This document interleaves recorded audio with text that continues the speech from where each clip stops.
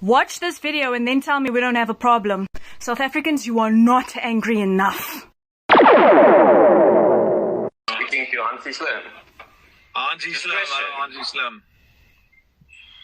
What is the solution? The solution is to end the pollution. That's the solution. Okay, how? Simply by unifying, no more jokes, simply by unifying white people around a political will. That political will would consist of expressing publicly that we want to have our own country back. That's where it starts. It's an incremental thing. We all know how it ends. How does it end? It ends with us mobilizing people behind that political will. Okay, so your political will is to start a country. Where would this country be? In South Africa. Are you trying to make the argument that South Africa does not belong to the white man? I'm asking merely where this country will be. It's very simple. Well, if you want a better description, it seems you have no imagination or comprehension. Okay, well, don't spell it out to me then, but we all know what you mean. Waar in Suid-Afrika sal hierdie volksstaat wees? Is dit die hele Suid-Afrika? The whole South Africa, yes. Sluit dit Suidwes in? I think eventually we should claim all the way to Egypt. Okay. Mag ek vra hoekom? Hoekom wil jy die hele Afrika oorneem? Because races are competing against each other, and it's only natural for me to want my race to win as much as possible. Same way one would want one's own home team to win as many matches as possible. I'm sorry, you guys are racist. That's pretty fucking despicable. Yes, we are racist. Yes, we are. And see, we find people who are not racist quite despicable. So you see, we all have opinions. One of the people on the lives has almost 15,000 followers. Just come listen to this. Welcome. Talk. Today we are at the Hartbeespoortdam in the Transvaal province. Now, it is often said that South Africa was built on the backs of black labor. And we are here to challenge this false narrative today and to show you the magnificence of European architecture and infrastructure. I like it when you... let's try that again. I like it when you provoke the natives. Let's watch. You will watch. You'll continue to watch. You will probably die of old age before you do something. Nothing will happen because, you see, you are a coward. You'll never commit to an armed struggle as you threaten us with, because you and your kind are cowards that will only commit these heinous acts against defenseless women and children or elderly people that are isolated.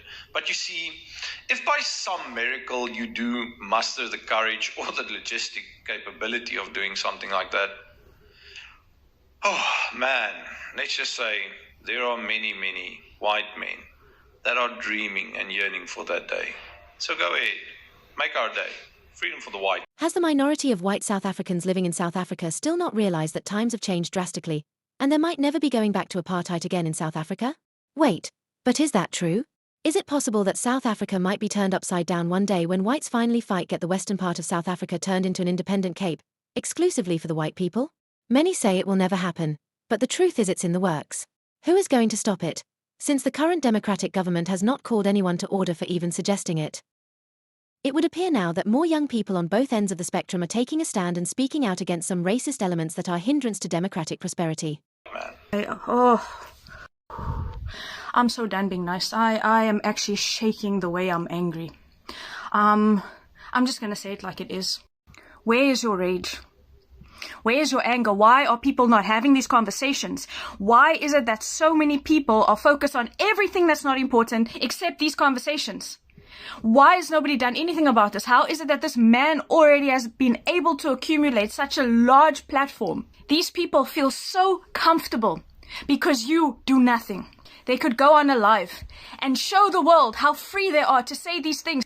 They literally called for segregation, another apartheid system, on their live. Listen carefully. And they did it on a live, so comfortable, knowing that you would do nothing. Because you do nothing. You support content creators that send our women off to Russia to be trafficked, but you don't support the creators and people trying to make a difference. You do nothing. You can't even do the bare minimum of getting the message out there. Don't you ever tell me it's not about race. Don't you ever tell me this conversation is not important. Don't you ever tell me we don't have a problem in this country. Do you think that the situation in Gaza happened overnight? Do you think that war started overnight? It starts here with these people calling for action to create a new dreamland for these racists. They are building division. Go and watch that man's platform and look at his videos, and then you tell me we don't have a problem. I'm telling you, we cannot have this tolerated. We have laws against this kind of hate speech. This is more than inciting violence. This is despicable. And if you do nothing, you are equally as despicable. You are the problem. And I'm talking to you, white South Africans as well, the ones that claim to be allies, the ones that claim to want unity, the ones that claim that there is no problem. If you turn a blind eye just because these people are white, you are part of the problem. And you disgusting, filthy racist, how dare you? You have so much audacity even thinking you can be racist, because when apartheid ended, people of color didn't ask for any repercussions. You had the TRC. That was it. There were no repercussions. We didn't take the land back. We actually have a white genocide that y'all claim exists in South Africa. We didn't do any of that. No. You just got a slap on the wrist. Stand in front of the TRC and just apologize. Just tell your truth and be sorry so that we can move forward together. But no, I argue that may have been a problem, because when apartheid ended, you felt like the victim. You felt like, oh, now I have to live with black people, people of color. Now I have to live with them. You felt like the tragedy fell on you. You felt like you were the ones that a wrong was done to. And the problem with people like you is that you come from family members that were never sorry, that felt like a harm was done to them when apartheid ended, that long for the days of apartheid. And if we as South Africans don't hold these people accountable, this infection will continue to spread. What do you think? Has South Africa gone far enough to shut the racist voices of hate in the country? Shouldn't the racist element still have a voice, though, since South Africa is a democracy with free speech enshrined in the Constitution? Do white South Africans really still hold any semblance of power in the country? It appears they do in many fields indeed. What then is the problem? Outside campus, the Front National Party and AfriForum pledged to protect and support Afrikaans-speaking students on campus.